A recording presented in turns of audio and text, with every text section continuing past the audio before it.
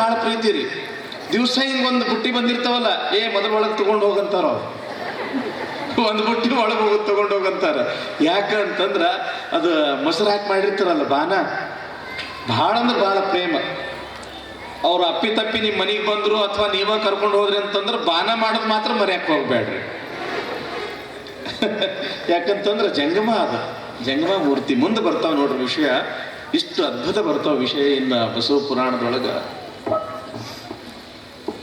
ಯಾವಾಗ ಕದಿರ ರೇಮಯ್ಯನವರು ಸೋಮನಾಥನ ಮನೆಗೆ ಬಂದ್ರು, ಮಧ್ಯಾಹ್ನದ ಪೂಜಾ ಸಮಯ, ಪ್ರಸಾದ ಎಡಿ ಮಾಡಿದ್ರು. ಸಾಷ್ಟಾಂಗ ಹಾಕ್ರಪ್ಪ ಅಂದ ಕೂಡ್ಲೇನೆ ಗಂಡ ಹೆಂಡತಿ ಒಂದು 3-4 ವರ್ಷದ ಮಗ ಮಲ್ಲಿಕಾರ್ಜುನ ಮೂವರು ಕೂಡಿ ಸಾಷ್ಟಾಂಗ ನಮಸ್ಕಾರ ಹಾಕ್ತಾರೆ.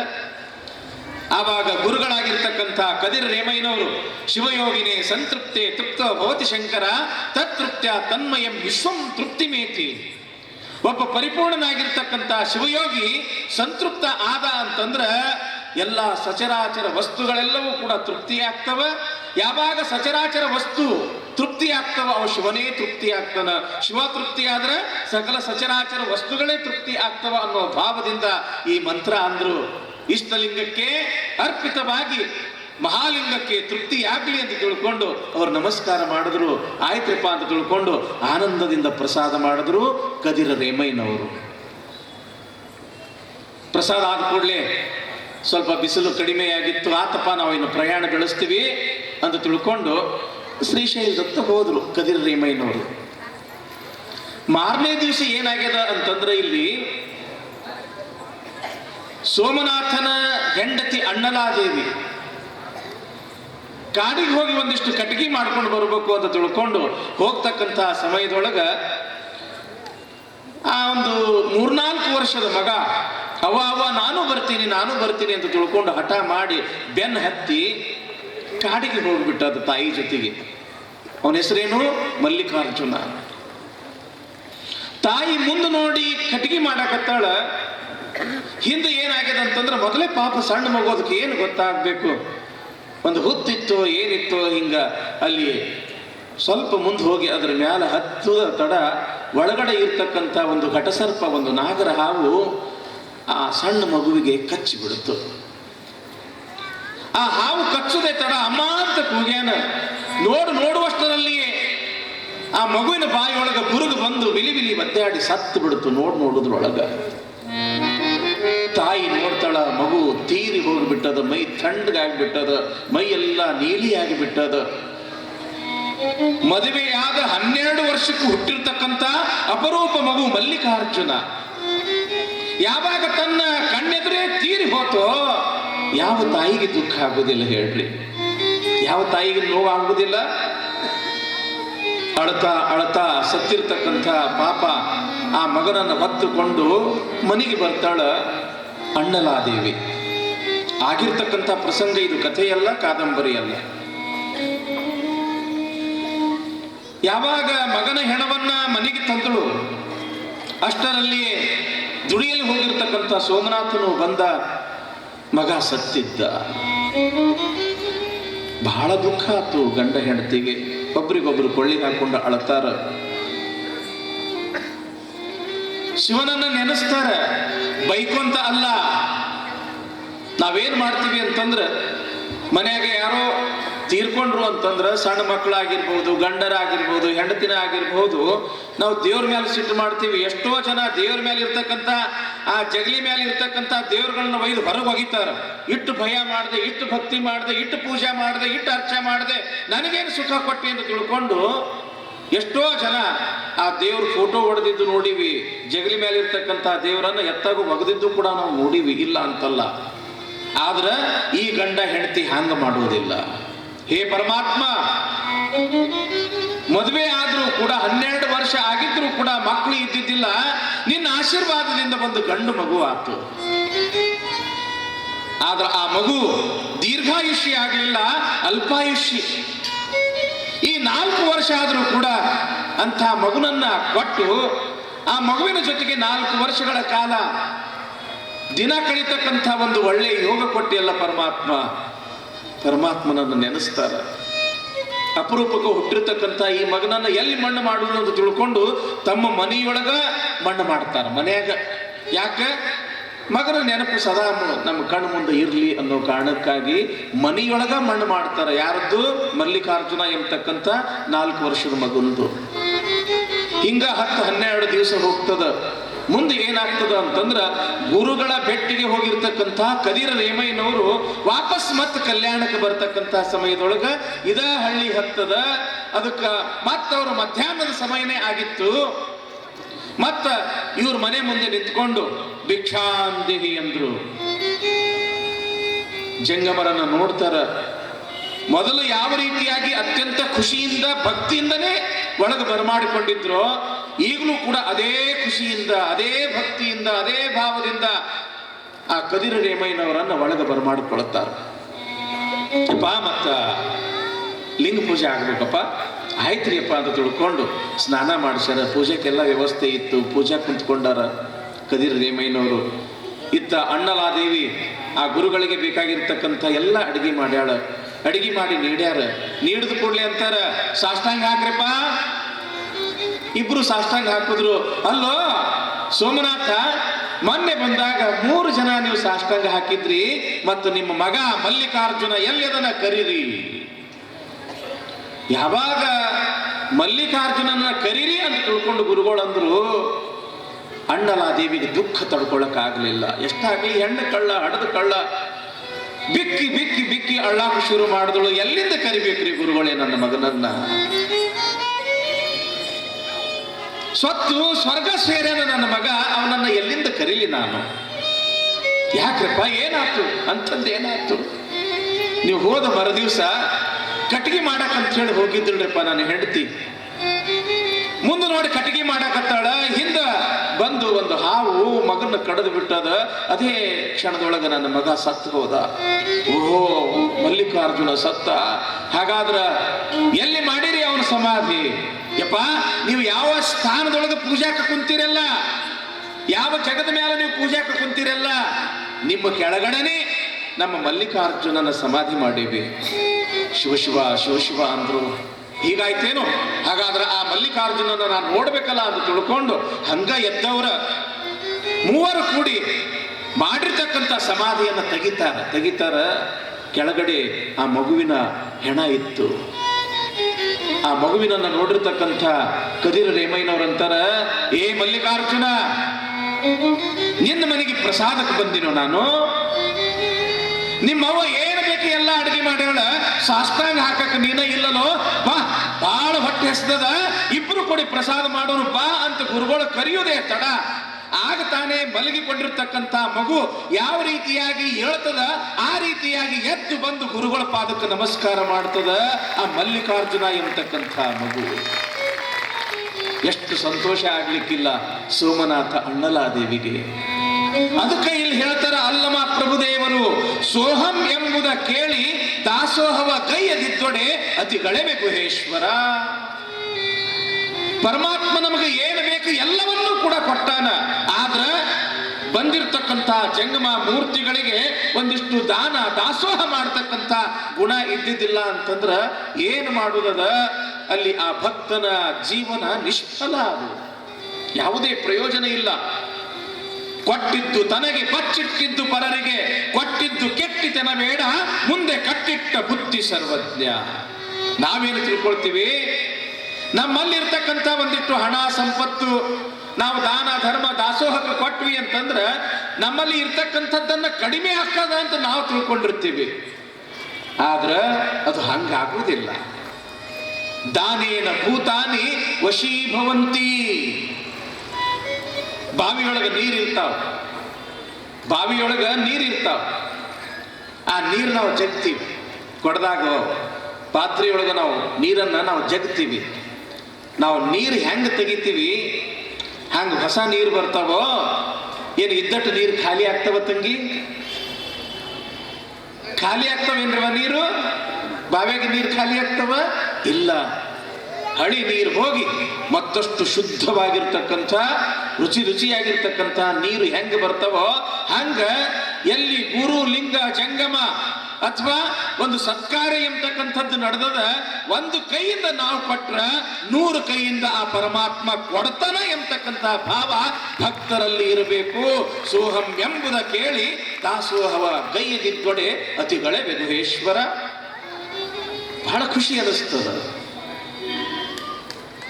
9 ದಿವಸ ಬಸವ ಪುರಾಣ ಶುರುವಾಗಿ ಅಮ್ಮಿನಗಡ ಭಕ್ತರಾಗಿರ್ಬಹುದು, ಸುತ್ತಮುತ್ತ ಗ್ರಾಮಗಳ ಭಕ್ತರಾಗಿರ್ಬಹುದು, ಏನು ದಾಸೋಹ ಎಷ್ಟು ಚಂದ ಮಾಡಕತ್ತೀರಿ. ನಿಮ್ಮ ಶಕ್ತಿ ಮೀರಿ ಪ್ರತಿಯೊಬ್ಬರು ಕೂಡ ಕೊಡಾಕತ್ತೀರಲ್ಲ, ಇದು ದೊಡ್ಡದು. ಮೊದಲು ಕೊಡೋದು ಕಲಿಬೇಕು ನಾವು. ಸ್ವಾಮಿ ವಿವೇಕಾನಂದರು ಯಾವಾಗಲೂ ಒಂದು ಮಾತು ಹೇಳ್ತಿದ್ರಂತ, ಮೊದಲು ಕೊಡ್ರಿಯಪ್ಪ, ಮೊದಲು ಕೊಡ್ರಿ, ಮೊದಲು ಕೊಡ್ರಿ. ಎಲ್ಲಿ ಸತ್ಕಾರ ನಡೆದದ ಮೊದಲು ಕೊಡ್ರಿ ಅಂತ ಹೇಳಂತಿದ್ರಂತ ಸ್ವಾಮಿ ವಿವೇಕಾನಂದರು. ಯಾಕ ಅಂತಂದ್ರ ತಗೊಳ್ಳೋದ್ರೊಳಗೆ ಎಷ್ಟು ಆನಂದ ಅದ, ತಗೊಳ್ಳೋದ್ರೊಳಗೆ ಎಷ್ಟು ಆನಂದ ಅದ, ಅದಕ್ಕಿಂತ 1000 ಪಟ್ಟ ಕೊಡೋದ್ರೊಳಗೆ ಆನಂದ ಅದ. ಕೊಡೋದ್ರೊಳಗೆ ಯಾವ ವ್ಯಕ್ತಿ ಆನಂದವನ್ನ ಪಡ್ಕೊಳ್ತಾನ ಆ ವ್ಯಕ್ತಿಯ ಮನಸ್ಥಿತಿ ಯಾವಾಗಲೂ ಕೂಡ ಶಾಂತಿ ಇರ್ತದ, ಸಮಾಧಾನ ಇರ್ತದ, ಬಹಳ ನೆಮ್ಮದಿಯ ಬದುಕು ಅವಂದಾಗ್ತದ. ಅದಕ್ಕೆ ನಮ್ಮ ಶರಣರು ಹೇಳ್ತಾರ, ಪ್ರಣತೆಯೂ ಅದೇ, ಬತ್ತಿಯೂ ಅದೇ, ತೈಲವಿಲ್ಲದೆ ಪ್ರಭೆತಾನೆಲ್ಲಿ ಅದು. ಗುರುವೂ ಅದೇ, ಲಿಂಗವೂ ಅದೇ. ಶಿಷ್ಯನಲ್ಲಿ ಸುಜ್ಞಾನ ಉದಯವಾಗದ ನಕ್ಕರ ಭಕ್ತಿಯಲ್ಲಿ ಅದು. ಸೋಹಂ ಎಂಬುದ ಕೇಳಿ ದಾಸೋಹವ ಗೈಯದಿದ್ದೊಡೆ ಅತಿಗಳವೆ ಗುಹೇಶ್ವರ. ಹೀಗಾಗಿ ದಾನ, ದಾಸೋಹ ಇವು ಪ್ರತಿಯೊಬ್ಬರ ಜೀವನದಲ್ಲಿ ಒಂದಿಷ್ಟು ಇದ್ದಿದ್ದೇ ಆದರೆ ನಿಜವಾಗಿಯೂ ಕೂಡ ಅದರಿಂದ ಶಾಂತಿ, ನೆಮ್ಮದಿ ಸಿಗ್ತದ ಎಂಬತಕ್ಕಂಥ ಮಾತನ್ನು ಈ ಸಂದರ್ಭದಲ್ಲಿ ಹೇಳ್ತಾ, ಇನ್ನ ಪುರಾಣ ಭಾಗದಲ್ಲಿ ಯಾವ ವಿಚಾರ ಬರ್ತದೆ ಅನ್ನೋದನ್ನ ನಮ್ಮ ಗವಾಯಿಗಳೊಂದು ಹಾಡನ್ನು ಹೇಳ್ತಾರೆ. ನಂತರ ವಿಷಯ ಮುಂದುವರಿಸೋಣ. ಹಸಿದು ಜಂಗಮ ಮನೆಗೆ ಬಂದಾಗ ಎಸೆದು ಲಿಂಗವ ಪೂಜಿಸುವ ಭಕ್ತನ ಮುಖವ ನೋಡಲಾಗದು, ನೋಡಲಾಗದು.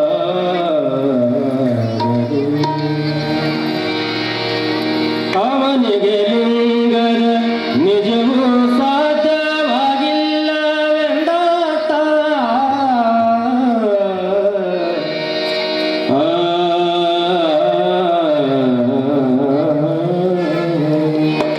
ಹಸಿದು ಜಂಗಮ ಮನೆಗೆ ಬಂದಾಗ, ಹಸಿದು ಜಂಗಮ ಮನೆಗೆ ಬಂದಾಗ ಎಸೆದು ಲಿಂಗವ ಪೂಜಿಸುವ ಭಕ್ತನ ಮುಖವ ನೋಡಲಾಗದು, ನೋಡಲಾಗದು, ನೋಡಲಾಗದು, ನೋಡಲಾಗದು.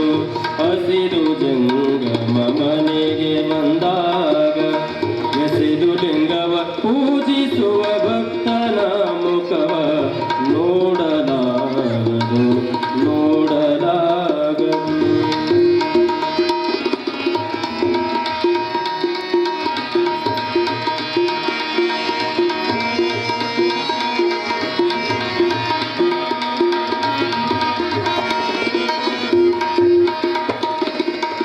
ಅವನಿಗೆ ಲಿಂಗದ ನಿಜವೂ ಸಾಧ್ಯವಾಗಿಲ್ಲವೆಂದಾತ. ಅವನಿಗೆ ಲಿಂಗದ, ಅವನಿಗೆ ಲಿಂಗದ, ಅವನಿಗೆ ಲಿಂಗದ ನಿಜವೂ ಸಾಧ್ಯವಾಗಿಲ್ಲವೆಂದಾತ. ಗುರುಕುಮಾರ ಪಂಚಾಕ್ಷರೇಶ್ವರ, ಗುರುಕುಮಾರ ಪಂಚಾಕ್ಷರೇಶ್ವರ, ಗುರುಕುಮಾರ ಪಂಚಾಕ್ಷರೇಶ್ವರ. ಹಸಿದು ಜಂಗಮ ಮನೆಗೆ ಬಂದಾಗ ಎಸೆದು ಲಿಂಗವ ಪೂಜಿಸುವ ಭಕ್ತನ ಮುಖವ ನೋಡಲಾಗದು, ನೋಡಲಾಗದು.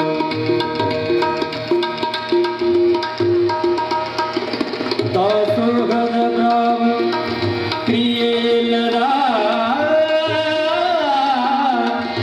ದಾಸೋಹದ ಭಾವದ ಕ್ರಿಯೆಯಿಲ್ಲದ ಸೋಹಂ ಎಂಬ ಮಂತ್ರದ ಜ್ಞಾನವಾಗಲಾರದು.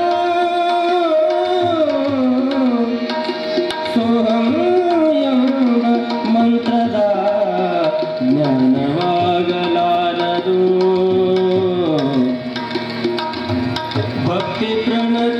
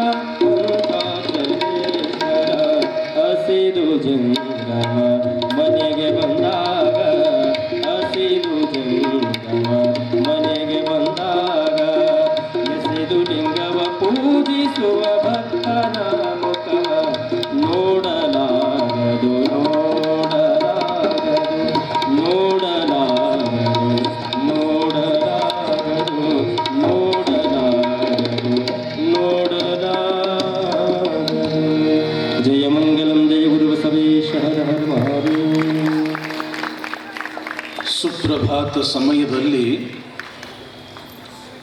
ಅರ್ತಿಯಲ್ಲಿ ಲಿಂಗವ ನೆನೆದೊಡೆ ತಪ್ಪುವವು ಅಪಮೃತ್ಯು ಕಾಲಕರ್ಮಂಗಳಯ್ಯ. ದೇವಪೂಜೆಯ ಮಾಟ ದುರಿತ ಬಂಧನದೋಟ, ಶಂಭು ನಿಮ್ಮಯ ನೋಟ ಹೆರೆ ಹಿಂಗದ ಕಣ್ಬೇಟ. ಸದಾ ಸನ್ನಿಹಿತನಾಗಿ ಶರಣೆಂಬುವುದು ನಂಬುವುದು ಜಂಗಮಾರ್ಚನೆಯ ಮಾಟ, ಕೂಡಲ ಸಂಗಮ ದೇವನ ಕೂಟ. ತಾಯಂದ್ರೆ, ನಿನ್ನೆ ದಿವಸ ಪುರಾಣದೊಳಗೆ ಯಾವ ವಿಚಾರ ಕೇಳಿದ್ರಿವ? ಯಾವ ವಿಚಾರ ಬಂದಿತ್ರಿ ತಂಗಿ? ಶರಣರು ನಿಮ್ಗ ಬಿಟ್ಟಿವ್ರಿ ಅಜ್ಜಾರ ಅಂತಾರ. ಒಂದು ಧೈರ್ಯ ಮಾಡಿ ಹೇಳ್ತೀವ್ರಿ ನಮಗೂ. ಯಾಕಂತಂದ್ರೆ ಮರುಗೇಡಿದೀನಿ ನಾನು, ನನಗ ನೆನಪಿರುವುದಿಲ್ಲ. ಸ್ವಲ್ಪ ನೀವು ನೆನಪು ಮಾಡಿದ್ರಿ ಅಂತಂದ್ರೆ ಏನಾಗ್ತದ ಅಂತಂದ್ರೆ ನಮ್ಮ ಗಾಡಿ ಮುಂದೆ ಹೋಗ್ತದ. ಅದು ಏನಪ್ಪ?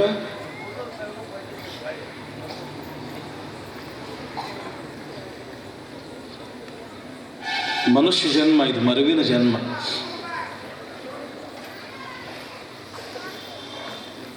ಒಬ್ಬಕ್ಕಿ ಗಂಡ ಸತ್ತಂತೇವ ತಂಗಿ. ಎಲ್ಲರೂ ಬರೋರು, ಏನೋ ತಂಗಿ ನಿನ್ನ ಗಂಡ ಹೆಂಗೆ ಸತ್ತ? ಎಲ್ಲರಿಗೆ ಹೇಳಿ ಹೇಳಿ ಹೇಳಿ ಸಾಕಾತಕ್ಕಿಗೆ. ಮತ್ತೆ ಎಲ್ಲದಕ್ಕೂ ಒಂದು ಲಿಮಿಟ್ ಇರ್ತೈತಲ್ಲ, ಶಾಂತ ಮೆಕ್ಕಿ ಬಿಡ್ತಕ್ಕಿಗೆ. ಕಡೆಗೆ ಪೊಲೀಸರು ಇನ್ಕ್ವೈರಿಗೆ ಅಂತ ಬಂದರು, ಏನೋ ತಂಗಿ ನಿನ್ನ ಗಂಡ ಹೆಂಗೆ ಸತ್ತ? ಸಿಟ್ಟು ಬಂದಿತ್ತು. ನೋಡ್ರಿ ಸಾಹೇಬ್ರ, ಮನುಷ್ಯರಿಗೆ ಮರು ಅನ್ನೋದು ಭಾಳ ಕೆಟ್ಟ್ರಿ.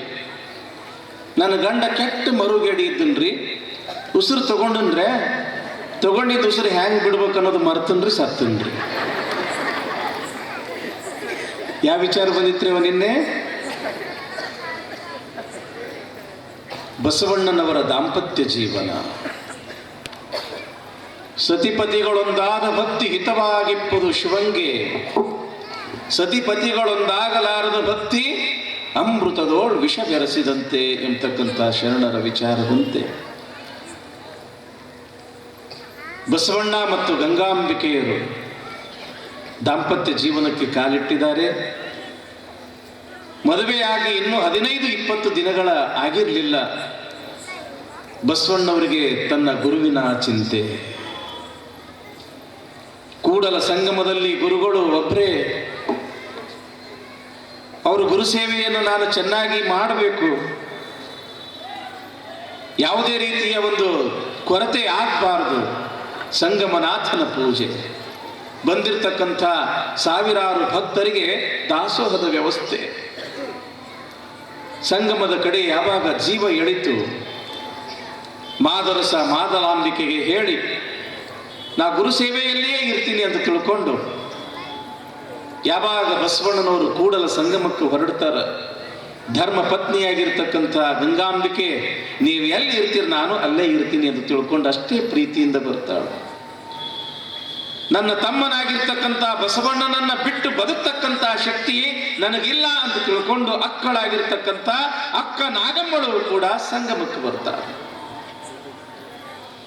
ಸ್ವಲ್ಪ ದಿನ ಕಳೆದಿರಲಿಲ್ಲ, ಮಂಗಳ ಬೇಡೆಯಿಂದ ಒಂದು ಬರ ಸಿಡಿಲಿನಂತೆ ಒಂದು ಸುದ್ದಿ ಬಂತು. ಬಲದೇವ ಮಂತ್ರಿ ಲಿಂಗೈಕ್ಯ ಆಗಿದ್ದಾರೆ. ತಂದೆಯನ್ನ ಕಳೆದುಕೊಂಡಿರ್ತಕ್ಕಂಥ ಗಂಗಾಂಬಿಕೆ ಬಹಳ ದುಃಖ ಪಡ್ತಾಳೆ. ಎಲ್ಲರೂ ಸಮಾಧಾನ ಮಾಡ್ತಾರೆ. ಅತ್ತ ಮಂಗಳ ವೇಳೆಯಲ್ಲಿರ್ತಕ್ಕಂಥ ರಾಜ ಬಿಜ್ಜಳ ಮಹಾರಾಜ ಬಲದೇವ ಮಂತ್ರಿ ಲಿಂಗೈಕ್ಯ ಆದ ನಂತರ ತನ್ನ ಆಸ್ಥಾನದ ಹಣಕಾಸಿನ ವ್ಯವಹಾರವನ್ನು ನೋಡ್ತಕ್ಕಂಥ ಒಬ್ಬ ಯೋಗ್ಯ ಅಧಿಕಾರಿ ನನಗೆ ಬೇಕಲ್ಲ ಅಂತ ತಿಳ್ಕೊಂಡು ಹುಡುಕಾಟದಲ್ಲಿ ಒಬ್ಬ ಪ್ರಾಮಾಣಿಕ ವ್ಯಕ್ತಿ ಎಲ್ಲಿಯೂ ಕೂಡ ಸಿಗ್ಲಿಲ್ಲ. ಯಾರೋ ಹೇಳಿದ್ರು, ಬಲದೇವ ಮಂತ್ರಿಯ ಅಳಿಯನಾಗಿರ್ತಕ್ಕಂಥ ಬಸವಣ್ಣ ಬಹಳ ಶುದ್ಧ ಹಸ್ತದವ, ಬಹಳ ಪ್ರಾಮಾಣಿಕ, ಒಳ್ಳೆ ಸದ್ಗುಣವಂತ. ಒಂದ್ ವೇಳೆ ಆತ ಈ ಮಂಗಳ ವೇಳೆಗೆ ಬಂದ ಅಂತಂದ್ರೆ ಯಾವ ಚಿಂತೆಯೂ ಕೂಡ ಇರೋದಿಲ್ಲ. ಬಹಳ ಒಳ್ಳೆಯವದಲ್ಲ, ಬಹಳ ಒಳ್ಳೆ ಮನುಷ್ಯ ಅಂತ ಯಾರೋ ಹೇಳಿದಾಗ ಅವರು ಪತ್ರ ಕೊಟ್ಟು ಕಳಿಸ್ತಾರ. ಬಸವಣ್ಣವರು ಆ ಪತ್ರವನ್ನ ನೋಡ್ತಾರ, ಗುರುಗಳಿಗೆ ಹೇಳ್ತಾರ. ಗುರುಗಳು ಆತಪ್ಪ ನೀನು ಕಾಯಕ ಮಾಡಕ್ಕೆ ಹೋಗು ಅಂತ ತಿಳ್ಕೊಂಡು ಅಪ್ಪಣೆ ಕೊಡ್ತಾರ. ಗುರುವಿನನ್ನ ಬಿಟ್ಟು ಸಂಗಮನಾಥನನ್ನ ಬಿಟ್ಟು ಹೋಗಾಕ ಮನಸ್ಸಾಗೋದಿಲ್ಲ. ಆ ದಿವಸ ರಾತ್ರಿ ಕನಸಿನಲ್ಲಿ ಸ್ವತಃ ಸಂಗಮನಾಥನೇ ಬಂದು, ಬಸವಣ್ಣ ನಡೆಯಯ್ಯ ನಡೆ ಬಸವ,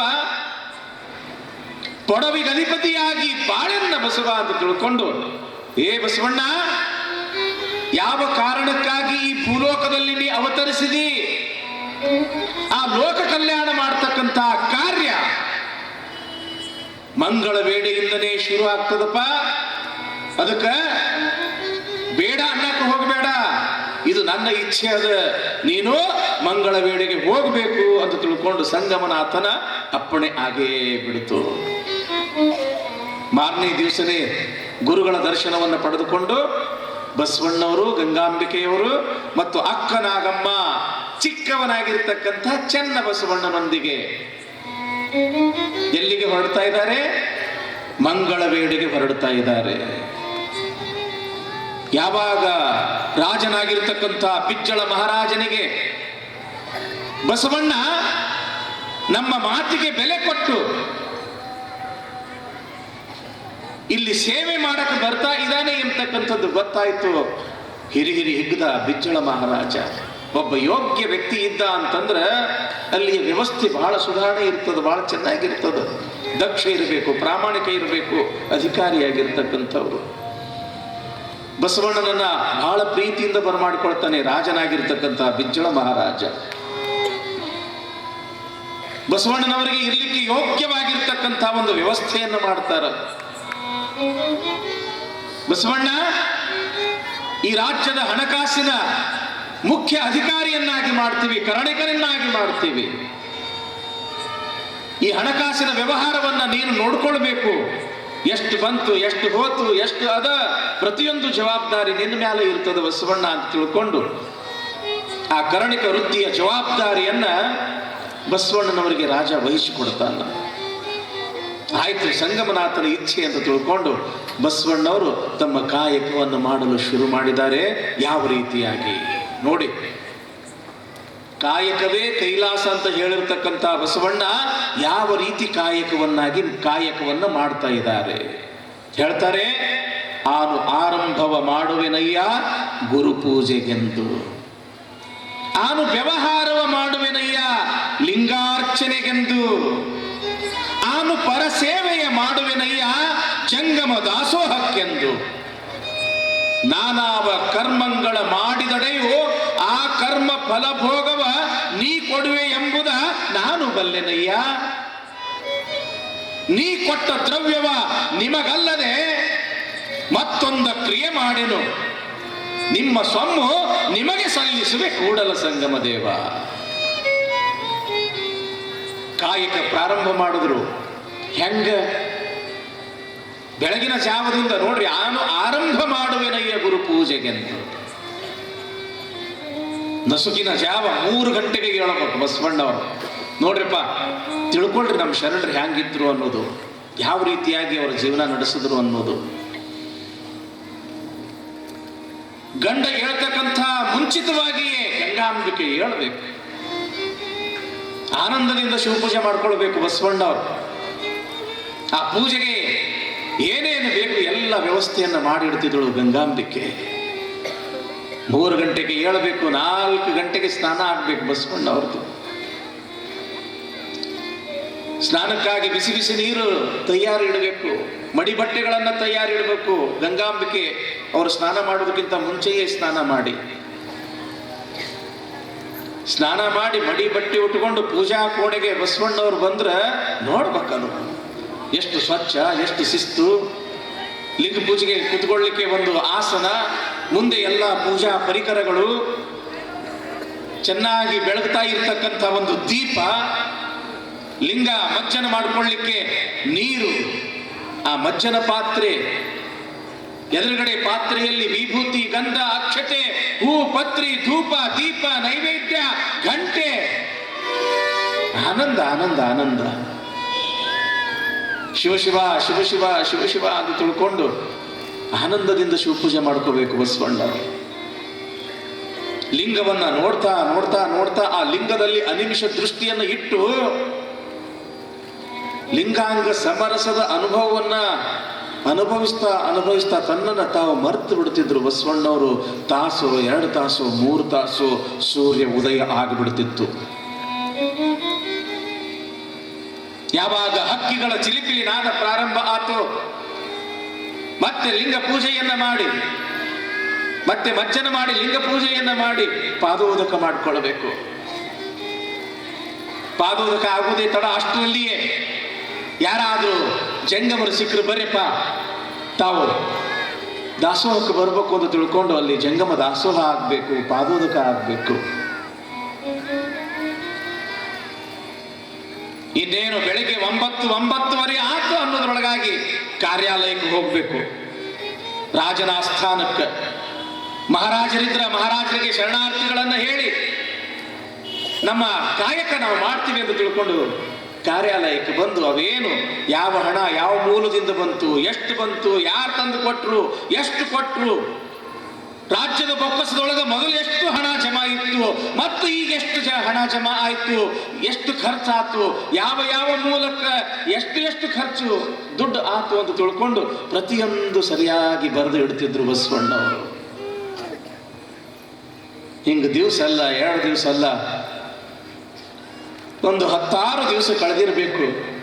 ಒಂದು ದಿವಸ ರಾಜನಾಗಿರ್ತಕ್ಕಂಥ ಬಿಜ್ಜಳ ಮಹಾರಾಜ ರಾತ್ರಿ ಹೊತ್ತು 8:30 9 ಗಂಟೆಗೆ ಹೊಟ್ಟೆ ತುಂಬ ಪ್ರಸಾದ ಮಾಡಿ ಪಡಸಾಲೆಯಲ್ಲಿ ಒಂದು 4 ಹೆಜ್ಜೆಯನ್ನು ಅಡ್ಡಾಡ್ತಾ ಎಲ್ಲ ಕಡೆಗೆ ಒಂದಿಷ್ಟು ಅಡ್ಡಾಡ್ಕೊಂಡು ಬರಬೇಕು ಅಂತ ತಿಳ್ಕೊಂಡು ಬರ್ತಕ್ಕಂಥ ಸಮಯದೊಳಗೆ ಯಾವ ಕಾರ್ಯಾಲಯದಲ್ಲಿ ಬಸವಣ್ಣನವರು ಕಾಯಕ ಮಾಡ್ತಿದ್ರು ಆ ಕಾರ್ಯಾಲಯದೊಳಗೆ ಇನ್ನೂ ದೀಪ ಹಂಗ ಬೆಳಗುತ್ತಾ ಇತ್ತು.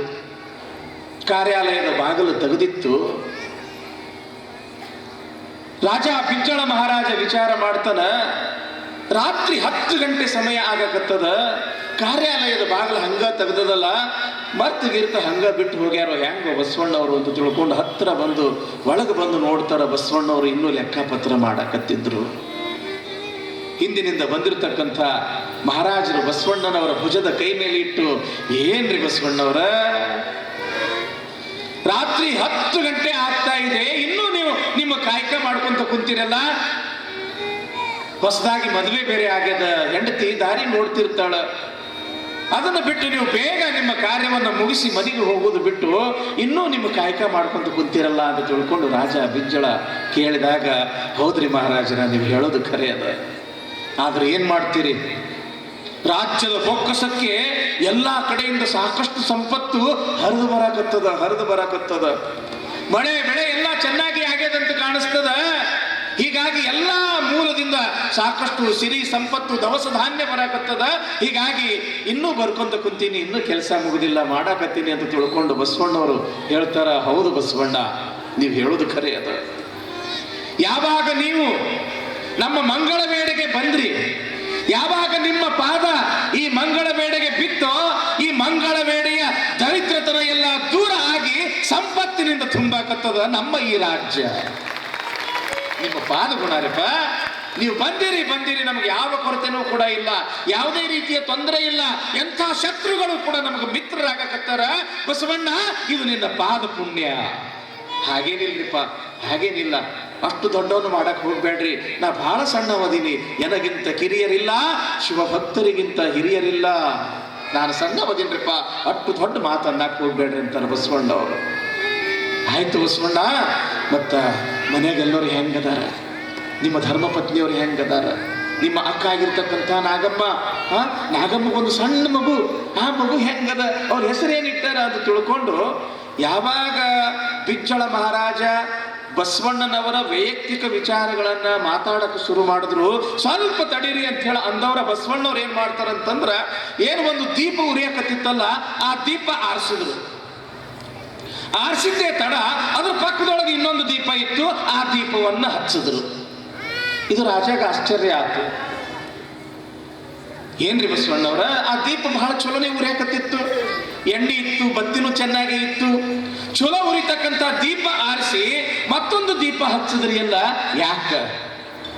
ಅವಾಗ ಬಸವಣ್ಣವ್ರಂತಾರ, ಮಹಾರಾಜರೇ, ನಾನು ಈ ದೀಪ ಏನು ಆರಿಸಿನಲ್ಲ, ಈ ದೀಪಕ್ಕೆ ಬೇಕಾಗಿರ್ತಕ್ಕಂಥ ಎಣ್ಣೆ ರಾಜ್ಯದ ಬೊಕ್ಕಸದಿಂದ, ಅಂದ್ರೆ ನಿಮ್ಮ ಹಣದಿಂದ ಉರಿಸ್ತಕ್ಕಂಥದ್ದು ಇದು ದೀಪ. ನಿಮ್ಮ ಕಾರ್ಯದ ಸಲುವಾಗಿ ಈ ದೀಪವನ್ನು ಹಚ್ಚಿ ಆ ದೀಪದ ಬೆಳಕಿನೊಳಗ ನಾನು ರಾಜ್ಯದ ಕಾರ್ಯವನ್ನು ಮಾಡ್ತೀನಿ, ಅದು ನನ್ನ ಧರ್ಮ. ಆದ್ರೆ ನೀವು ರಾಜ್ಯದ ಬಗ್ಗೆ ವಿಷಯವನ್ನ ಮಾತಾಡ್ತಾ ನನ್ನ ವೈಯಕ್ತಿಕ ವಿಚಾರವನ್ನು ನೀವು ಮಾತಾಡಕ್ಕೆ ಶುರು ಮಾಡಿದ್ರಿ. ನನ್ನ ವೈಯಕ್ತಿಕ ವಿಚಾರದ ಸಲುವಾಗಿ ರಾಜ್ಯದ ಬೊಕ್ಕಸದ ದೀಪ ಉರಿಬಾರ್ದು, ಅದು ರಾಜ್ಯದ ಬೊಕ್ಕಸಕ್ಕೆ ನಷ್ಟ. ಈ ದೀಪ ಏನದಲ್ಲ, ಈ ದೀಪದ ಎಣ್ಣೆ ನೀವೇನು ನಾ ದುಡಿದ ಬಳಕ ನನಗೆ ಪಗಾರ ಕೊಡ್ತೀರಲ್ಲ, ಸಂಬಳ ಕೊಡ್ತೀರಲ್ಲ, ಆ ಸಂಬಳದಿಂದ ತಂದಿರತಕ್ಕಂಥ ಎಣ್ಣೆ ನನ್ನ ವೈಯಕ್ತಿಕ ವಿಚಾರಕ್ಕ ನನ್ನ ಖರ್ಚಿನೊಳಗೆ ಈ ದೀಪ ಉರಿಬೇಕೆ ಹೊರತು ನಿಮ್ಮ ಖರ್ಚಿನೊಳಗಲ್ಲ. ಅಬ್ಬಾ ಅಂದ್ರು ಮಹಾರಾಜರು. ಏನು ಬಸವಣ್ಣ, ಬಹಳ ಆದ್ರೆ ಎಷ್ಟು ದೀಪ ಉರಿದಿತ್ತು? ಬಹಳ ಆದ್ರೆ 1 ಹನಿಯೋ 2 ಹನಿಯೋ ಉರಿದಿತ್ತು. ಆ 2 ಹನಿ ದೀಪಕ್ಕೂ ಸಹಿತ ನೀ ಲೆಕ್ಕ ಹಾಕ್ತೀಯಲ್ಲಪ್ಪ. ರಾಜ್ಯದ ಬೊಕ್ಕಸಕ್ಕೆ ನಷ್ಟ ಆಗಬಾರ್ದು ಎಂಬತಕ್ಕಂಥ ಭಾವ ನಿನ್ನಲ್ಲಿ ಐತಿಯಲ್ಲಪ್ಪ. ನಿಜವಾಗ್ಲೂ ಬಸವಣ್ಣ, ನೀ ದೊಡ್ಡವಪ್ಪ, ನೀ ಬಹಳ ಪ್ರಾಮಾಣಿಕ. ಬಹಳ ಜನ ನಿನ್ನ ಬಗ್ಗೆ ಹೇಳಿದ್ರು ಖರೆ, ಬಸವಣ್ಣ ಬಹಳ ಶುದ್ಧ ಹಸ್ತ, ಬಹಳ ಪ್ರಾಮಾಣಿಕ, ಬಹಳ ನಿಷ್ಠೂರ ಅಂತ ಹೇಳಿದ್ರು ಖರೆ. ಆದ್ರೆ ಇವತ್ತು ನೋಡಿ ನನಗೆ ಬಹಳ ಖುಷಿ ಆತು ಅಂತ ತಿಳ್ಕೊಂಡು, ಯಾವಾಗ ರಾಜ ಅಂದ್ರು ಎಲ್ಲವೂ ಕೂಡ ಸಂಗಮನಾಥನ ಅನುಗ್ರಹ ಅಂತಾರ. ಇಂಥ ಪ್ರಾಮಾಣಿಕ ವ್ಯಕ್ತಿ ವಕೀಲ್ ಸಾಹೇಬರ ಈಗ ಸಿಗ್ತಾರೇನ್ರಿ? ಒಂದು ದೀಪದ ಹನಿಗೂ ಕೂಡ ಲೆಕ್ಕ ಹಾಕ್ತಾರ ಬಸವಣ್ಣವರು. ನನ್ನ ವೈಯಕ್ತಿಕ ಕೆಲಸದ ಸಲುವಾಗಿ ಸರ್ಕಾರದ 1 ಹನಿಯೂ ಕೂಡ ಖರ್ಚಾಗಬಾರ್ದು. ಲಾಲ್ ಬಹದ್ದೂರ್ ಶಾಸ್ತ್ರಿಗಳ ಹೆಸರು ಕೇಳಿವೆಲ್ರಿಪ್ಪ? ಅಲಹಾಬಾದ್ ಕಾಂಗ್ರೆಸ್ ಆಫೀಸ್ನೊಳಗೆ ಅವರಿಗೆ ನೌಕರಿ ಹತ್ತು, ಗೊತ್ತಿರಬೇಕು ನಿಮಗೆ ಈ ವಿಚಾರ. ಪಗಾರ ಎಷ್ಟು ಅವರಿಗೆ? ತಿಂಗಳಿಗೆ 40 ರೂಪಾಯಿ. 5 ತಿಂಗಳಾಗಿತ್ತು ಅವರಿಗೆ ನೌಕರಿ ಹತ್ತಿ. ಅವ್ರ ಗೆಳೆಯ ಒಬ್ಬ ಬರ್ತಾನ, ಮತ್ತ ಲಾಲ್ ಬಹದ್ದೂರ್ ಬಹಳ ತ್ರಾಸದಾಗದಿನಪ್ಪ, ಒಂದು 50 ರೂಪಾಯಿ ನೀನು ನನಗೆ ಸಹಾಯ ಮಾಡು, ಮತ್ತೆ ನಾನು ನಿನಗೆ ಮುಂದೆ ಕೊಡ್ತೀನಿ. ಇರುದ 40 ರೂಪಾಯಿ ಪಗಾರ, 50 ರೂಪಾಯಿ ಎಲ್ಲಿದು ಕೊಡ್ಬೇಕು? ಇಲ್ಲಪ್ಪ, ನನ್ನ ಹತ್ರ ಅಷ್ಟೊಂದು 50 ರೂಪಾಯಿ ಗಟ್ಟಲೆ ದುಡ್ಡು ಇಲ್ಲಪ್ಪ, ಬಂದ ಹಣ ಎಲ್ಲ ಖರ್ಚಾಗ್ಬಿಡ್ತೈತೆಪ್ಪ ಮನೆತನದ ವ್ಯವಹಾರದ ಸಲುವಾಗಿ. ಹಿಂಗೆ ಹೇಳೋದ ತಡ ಒಳಗಿರ್ತಕ್ಕಂಥ ಲಾಲ್ ಬಹದ್ದೂರ್ ಶಾಸ್ತ್ರಿ ಅವರ ಧರ್ಮಪತ್ನಿ, ರೀ ಸ್ವಲ್ಪ ಒಳಗೆ ಬರ್ರಿ ಅಂತ ತಿಳ್ಕೊಂಡು ಕರೀತಾಳ. ನನ್ನ ಹತ್ರ 50 ರೂಪಾಯಿ ಅದಾವ, ಕೊಡ್ಲೇನ್ರಿ ನಿಮ್ಮ ಸ್ನೇಹಿತನಿಗೆ? ಬಹಳ ಚಲೋ ಆತಲ್ಲ, ಕೊಡು ಅಂತ ತಿಳ್ಕೊಂಡು ಅಂದಾಗ, ತಗೋರಿ